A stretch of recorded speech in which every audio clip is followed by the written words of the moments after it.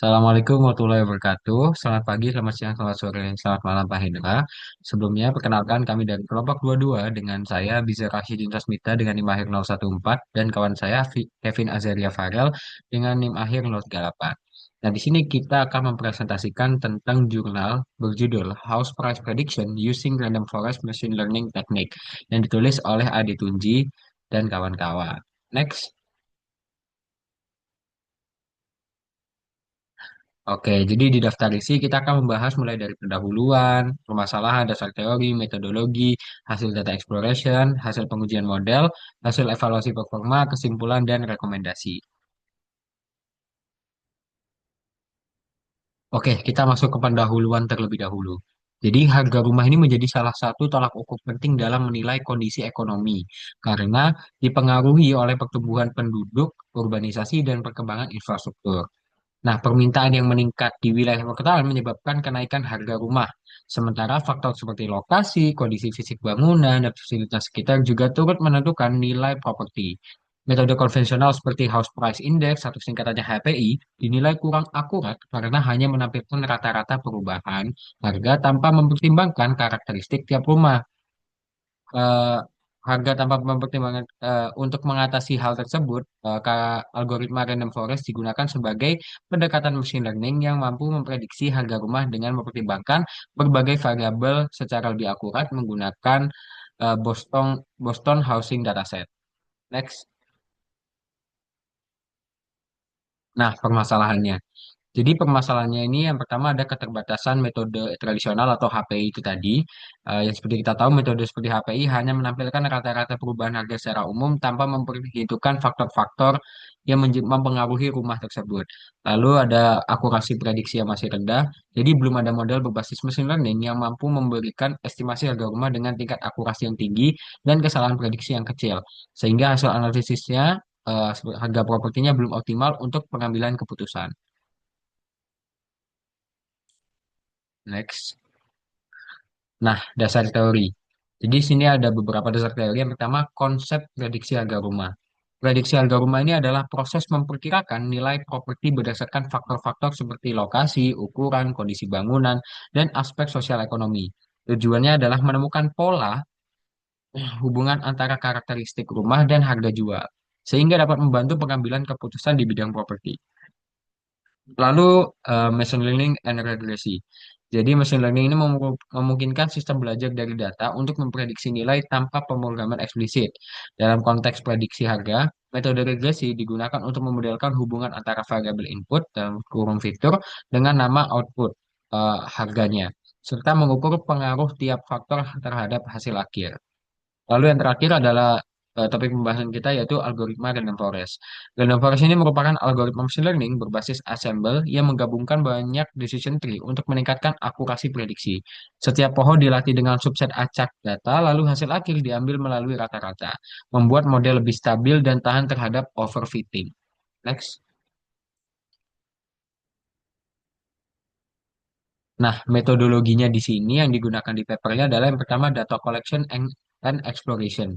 Jadi pengambilan data analisis awal untuk memahami struktur serta karakteristik setiap atribut sebelum digunakan dalam pemodelan. Lalu yang kedua ada data pre-processing. Jadi data ini dibersihkan, dinormalisasikan, dan disiapkan agar model dapat mengenali pola dengan lebih akurat. Lalu yang terakhir adalah model development. Jadi model random forest dibangun. Parameter model disesuaikan yang guna memperoleh hasil prediksi yang optimal. Next.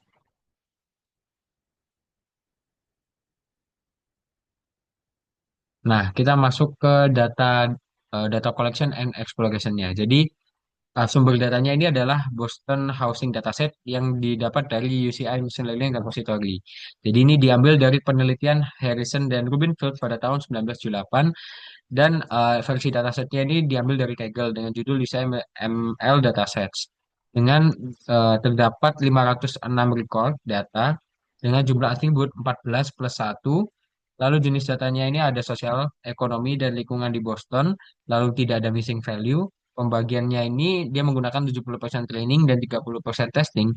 Lalu kolom tambahan ini diabaikan karena tidak relevan. Nah, di sebelah kiri ini ada atribut-atributnya mulai dari krim itu misalnya kriminal di sana, lalu ZN ini persentase lahan pemukiman, indeks persentase non retail per kota, dan lain sebagainya. Next.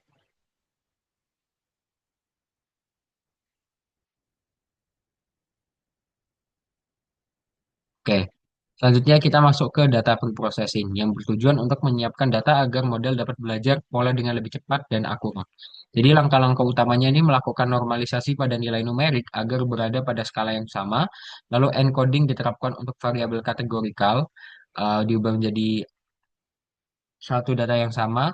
Lalu feature selection dilakukan dengan bantuan heat map untuk memilih atribut paling relevan. Lalu scaling menggunakan standard scalar dan scikit-learn agar setiap fitur memiliki mean sama dengan nol dan standar deviasinya satu. Lalu visualisasi red plot digunakan untuk melihat korelasi antara fitur dan variabel target, yaitu MATV itu tadi.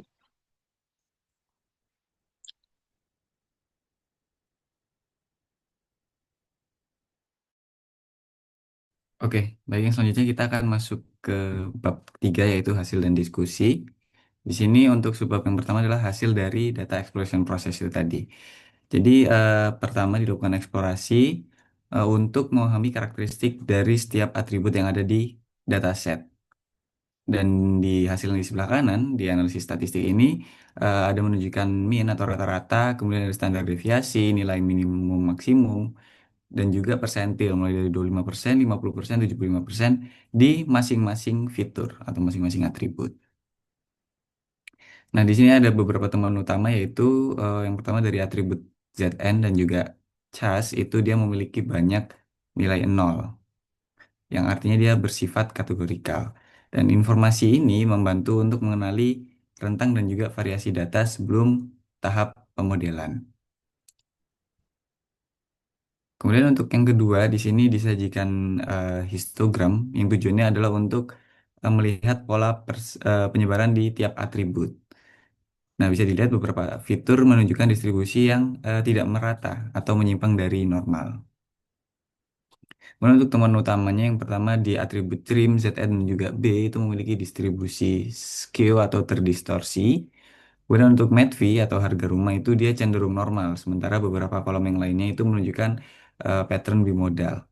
Dan temuan ini tentunya membantu untuk memahami struktur data sebelum diterapkan model prediksi. Kemudian yang ketiga menggunakan heat map, Seaborn heat map untuk melihat hubungan antar fitur. Jadi visualisasi heat map ini mempermudah identifikasi variabel yang memiliki pengaruh besar terhadap target, yaitu MATV. Yang pertama contohnya dari teks dan RAT itu dia memiliki korelasi yang paling kuat antar fitur. Dan beberapa fitur lain memiliki korelasi yang lebih dari 0,5 terhadap MATV, sehingga dia akan dipilih sebagai prediktor utama. Jadi heatmap ini tujuannya untuk membantu fokus pada fitur yang paling relevan dalam proses pemodelan nantinya. Oke, masuk ke subbab yang kedua yaitu pengujian model. Jadi setelah tadi model dilatih menggunakan data training, tahap selanjutnya itu adalah untuk menguji kemampuan prediksi model pada data testing. Jadi nilai harga rumah yang asli itu disembunyikan sementara, kemudian model digunakan untuk menghasilkan prediksi harga rumah. Nah, hasil prediksi ini kemudian dibandingkan dengan nilai aktualnya dan dihitung selisihnya untuk melihat seberapa akurat modelnya. Nah, hasilnya model ini tidak selalu menghasilkan nilai yang identik. Namun, selisih antara nilai aktual dan prediksi itu berada di kisaran kurang lebih 5. Dan itu artinya performa model ini cukup stabil dan akurat untuk menyelesaikan tugas prediksi harga rumah. Kemudian untuk sebab yang ketiga dari hasil dan diskusi yaitu evaluasi performa model, yang mana divisualisasikan menggunakan scatter plot. Nah, evaluasi ini dia diukur menggunakan tiga metrik utama, yaitu R-square, MAE, MSE, dan juga RMSE. Dan nilai R-square itu menunjukkan 0,9, yang artinya model ini mampu menjelaskan 90% variasi data aktual yang menandakan performa prediksi yang sangat baik. Nah, visualisasi scatter plot yang di sebelah kiri ini menunjukkan hubungan linear antara nilai aktual dan nilai prediksi, yang mana sebagian besar titik ini berada di dekat garis regresi yang berwarna merah, yang artinya hasil prediksi model ini stabil dan konsisten dengan data aslinya. Nah, untuk faktor pendukung kinerjanya yaitu menggunakan k-fold cross validation untuk membantu menjaga keseimbangan bias variance dan juga efek ensemble atau stacking regression yang meningkatkan kemampuan generalisasi model. Oke, untuk kesimpulannya, jadi hasil penelitian ini menunjukkan bahwa algoritma rainforest mampu memberikan performa yang sangat baik dalam memprediksi harga rumah berdasarkan data Boston Housing. Dengan nilai R-square sebesar 0,9 dan selisih prediksi rata-rata hanya sekitar kurang lebih 5. Model ini terbukti akurat dan stabil dalam memperkirakan harga rumah. Dan pendekatan ini dapat membantu pemilik lahan, penilai properti maupun pembuat kebijakan untuk menilai harga pasar dengan lebih tepat. Meskipun faktor utama seperti lokasi, kondisi fisik, dan gaya bangunan itu berpengaruh besar terhadap harga, setiap wilayah memiliki variabel spesifik yang perlu diperhitungkan. Oleh karena itu, model diprediksi yang baik harus mampu menyesuaikan dengan karakteristik data dari daerah yang dianalisis. Kemudian saran atau rekomendasi yang bisa kami berikan, yang pertama adalah untuk melakukan eksplorasi model lain. Jadi penelitian selanjutnya bisa menguji algoritma lain seperti gradient boosting atau deep learning dan lain sebagainya untuk membandingkan performa dan tingkat generalisasi hasil prediksi. Kemudian yang kedua, bisa dilakukan pengayaan dataset. Jadi disarankan untuk menambah variabel eksternal seperti data ekonomi regional, tingkat kriminalitas, atau jarak ke fasilitas umum agar model yang diberikan ini bisa menghasilkan prediksi yang lebih kontekstual dan juga lebih realistis. Baik, cukup sekian mungkin progres proyek UAS kami yang bisa kami sampaikan. Kurang lebihnya, mohon maaf. Wassalamualaikum warahmatullahi wabarakatuh.